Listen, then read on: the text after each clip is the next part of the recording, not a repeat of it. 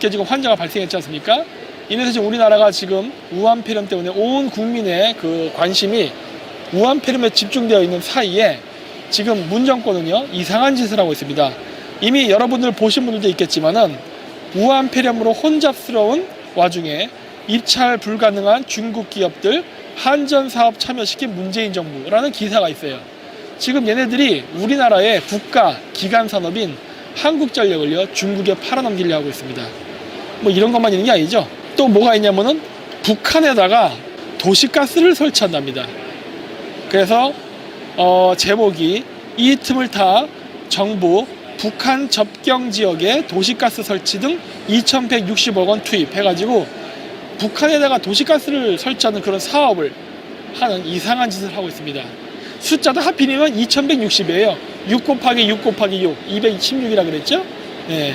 뭐 이런 것들, 이상한 짓들 좀 하는데, 하나 또 재밌는 기사가 있는데 뭐냐면 우한폐렴 없다더니 북한 평양 호텔에 의심 환자 1,300명이라는 기사가 있는데, 여러분 북한이요 우한폐렴이 심각합니다. 바깥으로 드러나지 않아서 그런데 내부적으로 심각해요. 북한은 없다고 하지만 많이 있습니다. 많이 있고 또 한 가지 문제점이 뭐냐면요, 북한이요 중국으로부터 여러 가지 물자를 조달을 받는데 중국 전 국토가 지금 우한폐렴으로 완전히 마비가 되면서요 북한이 물자 조달이 제대로 안 되고 있습니다. 그래서 북한이 아마 식량이라든가 여러 물자 부족에 지금 시달리고 있을 것입니다. 그래서 북한 같은 경우는 우한폐렴도 심각한 문제지만 굶어 죽게 생겼습니다 지금. 그래서 제가 저번에 8월 달에 어쩌면 북한이 붕괴될 수 있다고 얘기했었죠. 그게 아마 붕괴된다고 그러면 아마 기아 때문에 그럴 가능성이 있습니다. 지금 상태가 안 좋아요. 중국이 북한을 도울 상황이 아니거든요. 그래서 지금 북한이 굉장히 어려운 상황에 처해 있고요. 또 이제 그 문재인 정권이 중국한테 뒤통수를 맞은 사건이 있죠. 지금 중국이 우한폐렴 때문에 여러 가지 문제가 있어서 저라던가 다른 우파 유튜버 채널, 그 다음에 우파 계열의 정치인들이 중국의 입국 금지를 여러 번 얘기할 때마다 그거를 정치적인 이슈로 악의적으로 하는 거라고 비난을 많이 했는데, 그때 당시에 민주당 이인영 의원이 뭐라고 얘기했습니까? 어려울 때 친구가 진짜 친구라고 하면서 한중 혐오 행동을 자제해야 된다는 얘기를 했는데, 그러면서 그 당시에 이번에 새로 들어온 신임 주한 중국 대사가 문재인 대통령 만나가지고 뭐 대통령 카카하면서 한국말로 얘기하면서 뭐 아부 좀 떴더니 헬렐레 해갖고 좋아하고 그랬죠. 근데 그 결과가 뭡니까? 지금 중국이 거꾸로 한국인들의 입국을 금지시키는 일이 벌어지고 있습니다. 심지어 박원순 시장은 뭐 중국찌아요 해가지고 뭐 중국 화이팅 이런 식으로 해서 중국의 우한폐렴을 응원한다, 뭐 이길 수 있게끔 응원한다 이런 식으로 얘기까지 했는데 결국 중국에서 돌아온 그 말은 뒤통수였습니다. 뿐만 아니라 우리나라 그 장관 있죠? 박능후 씨. 이 사람은 우리나라의 우한폐렴 확산의 원인이 중국으로부터 온 한국인이라는 얘기를 했어요. 그러니까 중국인이 아니라 중국으로부터 온 한국인이 우리나라의 우한폐렴을 확산시켰다. 웃기는 소리죠. 물론 아주 틀린 말이 아닐 수도 있습니다. 왠지 아세요? 그 한국인이라는 사람들이 원래는 조선족인데 한국 국적을 취득한 사람일 가능성도 있으니까. 그런 사람 우리가 지금 엄청 많잖아요. 그러니까 어떻게 보면 일면 맞는 말이기도 해요. 근데 문제는 뭐다?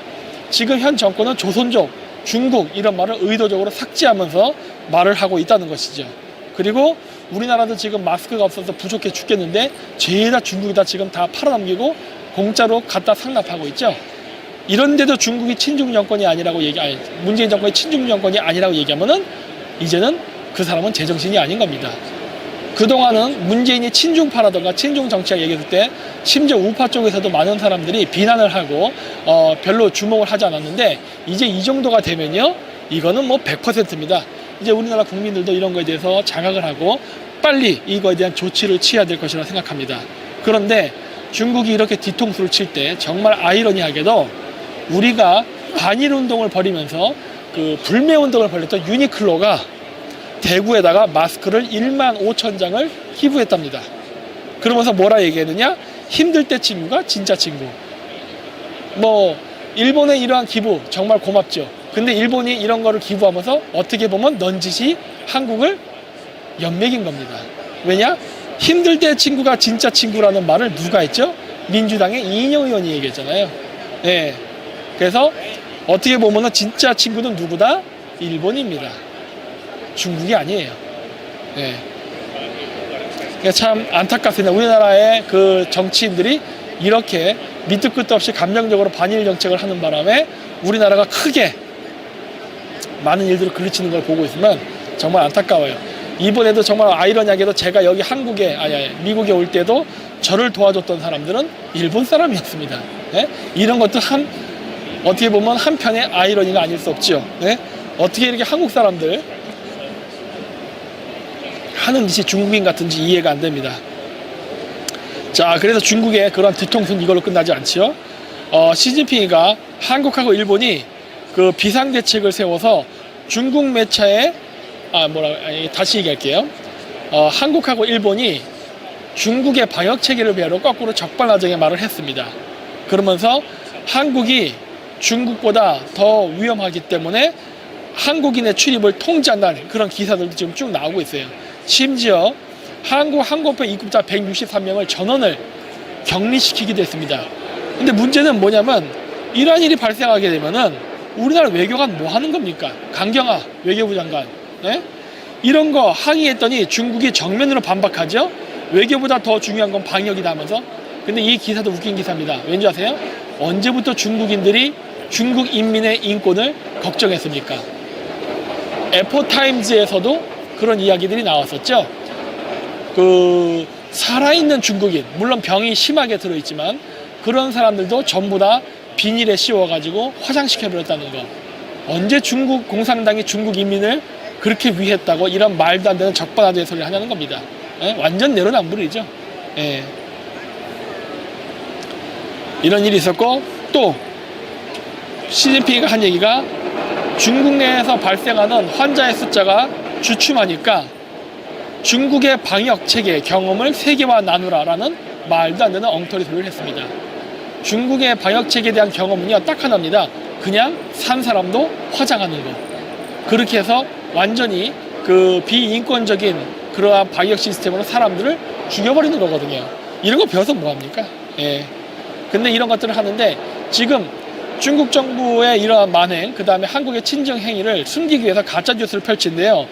요건 제가 우연히 보게 된 유튜버인데, 야, 이제는 서양 여자까지 이용해서 가짜 프로파간다를 합니다. 예. 여기 보면 프라하 언니라고 나와 있는데 또 백인 여자죠. 또 우리나라 또 백인 여자면 헬렐레 하니까. 그래가지고 여기 보면은 외국 눈에 비친 한국의 코로나 바이러스 방역에 대해서라고 해서 보면은 저는 한국의 코로나 방역 시스템이 부럽습니다. 이런 개소리를 합니다. 뭐가 부럽습니까? 지금 한국이 2,000명이 넘었는데.